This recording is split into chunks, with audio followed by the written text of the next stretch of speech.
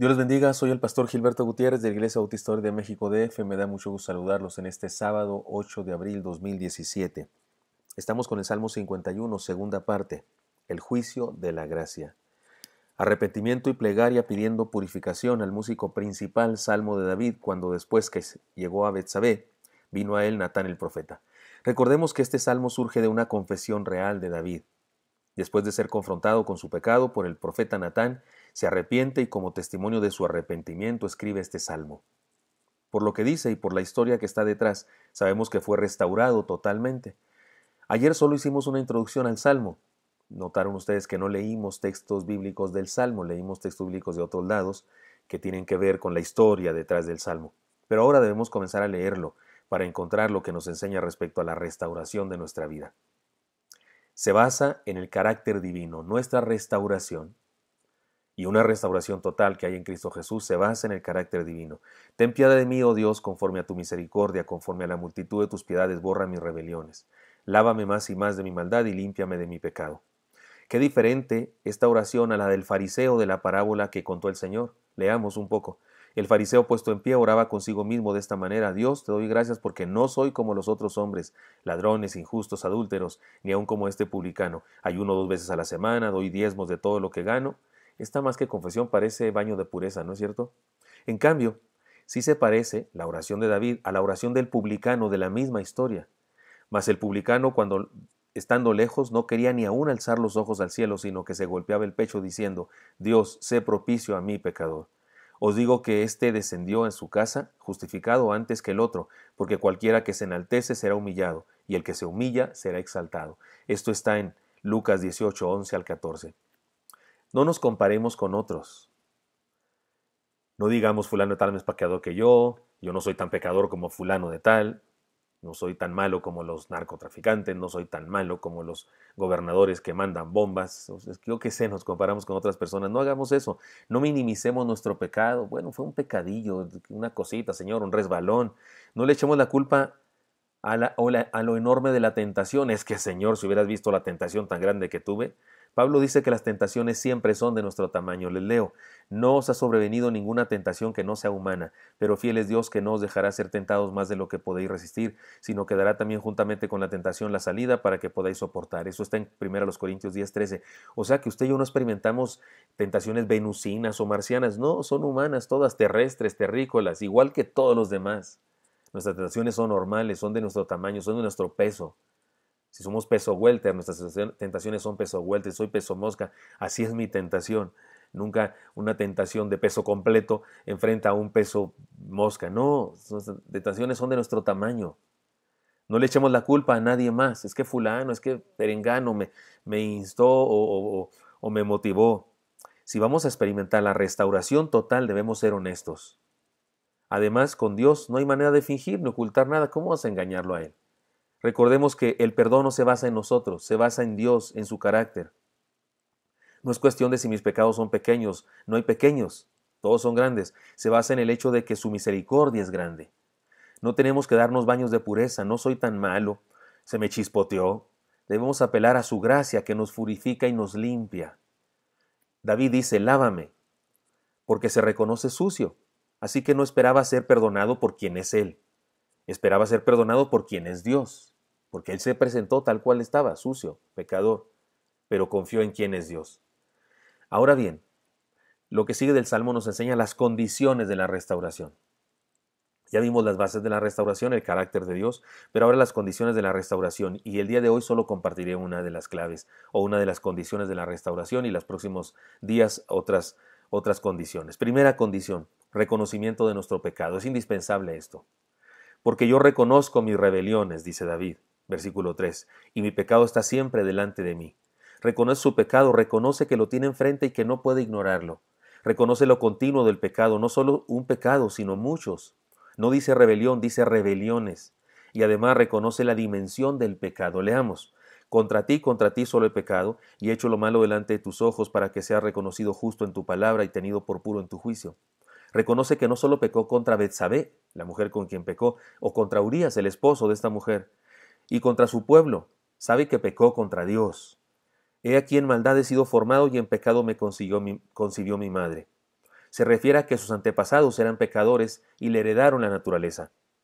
No habla de la relación matrimonial como pecado, no está diciendo que la relación sexual para que las personas se embaracen es pecado, no, está hablando de la naturaleza pecaminosa. No perdamos de vista que el hombre peca porque es pecador, y no es que es pecador porque peque. Es decir, que se trata de naturaleza y no de experiencia. Un niño recién nacido es un pecador, aunque no haya ejercido todavía su pecado, su pecaminosidad. Es decir, que se trata, insisto, de naturaleza y no de experiencia. Ya somos pecador desde que nacemos. Aún sin haber pecado, lo somos. La prueba de ello es que pecamos. Todos, siempre. Un pequeñito que no ha pecado nunca y usted dice, este no es pecador, nomás dele permiso y verá si no peca. ¿Y por qué peca? Porque es pecador. Y no es que se convierta en pecador cuando peca, no, es que peca porque ya es pecador de por sí. Y eso es lo que debemos reconocer también. No se estaba justificando David, pero sí estaba reconociendo su constancia en pecar y las dimensiones del pecado. Clama a Dios para ser restaurado porque se reconoce incapaz. Alguien que no reconoce su pecado será esclavo del pecado por siempre. No hay pecados chicos, todos son enormes y mortales, no hay pecadillos. En un salmo que ya leímos antes, dice David, mientras callé, se envejecieron mis huesos en mi gemir todo el día. Salmo 32:3. Reconocer el pecado no es cosa sencilla, pero sus beneficios son extraordinarios. Número 1. Reconocer el pecado significa reconocer el derecho de Dios de establecer un orden moral. El mundo se empeña en borrar la palabra pecado del vocabulario. Las corrientes filosóficas del momento tratan a toda costa de negar el pecado y justificarlo con modernidad, conocimientos científicos, democracia y filosofía barata. Nos recuerdan lo que dice la palabra.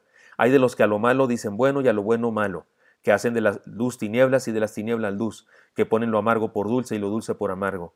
Hay de los sabios en sus propios ojos y de los que son prudentes delante de sí mismos. Hay de los que son valientes para beber vino y hombres fuertes para mezclar bebida. Los que justifican al impío mediante cohecho y al justo quitan su derecho. Por tanto, como la lengua del fuego consume el rastrojo y la llama devora la paja, así será su raíz como podredumbre y su flor se desvanecerá como polvo, porque desecharon la ley de Jehová, de los ejércitos, y abominaron la palabra del Santo de Israel.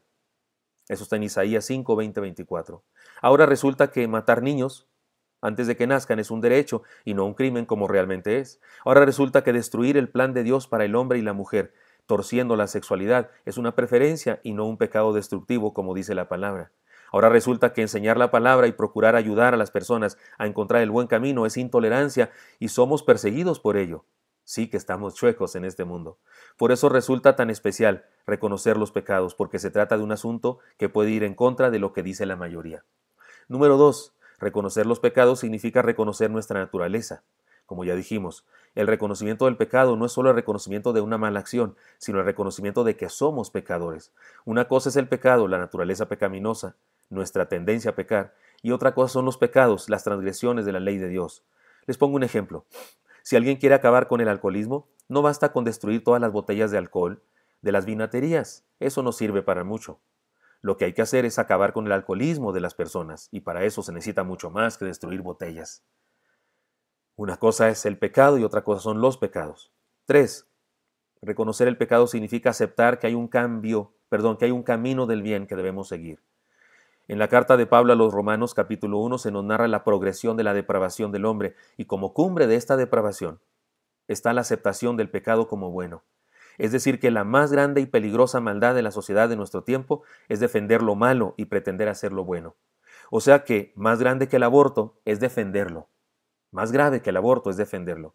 Más grave que el homosexualismo es ser parte de una campaña mundial para defender ese estilo de vida que destruye al ser humano. Más grave que el ateísmo es ser parte de una agenda mundial por negar la veracidad de la palabra de Dios. Es grave porque al no reconocer el mal y al tratar de hacerlo bien, al tratar de convertirlo en bien, condenamos a las personas y al mundo entero a la imposibilidad de la redención. Así que reconocer el pecado como hace David en este salmo es algo extraordinario. El pecado es parte de nuestra naturaleza y reconocerlo es como aceptar una enfermedad y una condición física determinada. Les pongo un ejemplo. Hace 5 años fui declarado diabético. No me fue extraño porque de parte de mi madre todos eran diabéticos, mi madre, mis tías, mis tíos, mi abuela. Con ayuda de mi esposa tuve que cambiar severamente mis hábitos alimenticios. aprendí mucho de un libro llamado La diabetes salvó mi vida. Así se llama. Es el testimonio de un exjugador de fútbol americano que siendo obeso tenía problemas de triglicéridos y colesterol. Jamás se cuidaba, pero cuando le dijeron que era diabético, recordó la condición de su madre y se turbó. Buscó ayuda, cambió su alimentación y ahora no solo mantiene sus niveles de azúcar correctos, también su colesterol y sus triglicéridos están bien. Perdió peso y ahora está muy sano. Él reconoce y el médico le confirma que de no haber sido por el descubrimiento de su diabetes, ya hubiera muerto de un infarto. Reconocer que somos pecadores y confesar a Dios nuestro pecado es el primer paso para la restauración total de nuestra vida. Experimentemos la restauración que Dios nos quiere dar. Esta es la primera condición, reconocer nuestro pecado. Espero que sea útil para usted. Me gustaría encontrármelo el día de mañana. Hasta pronto.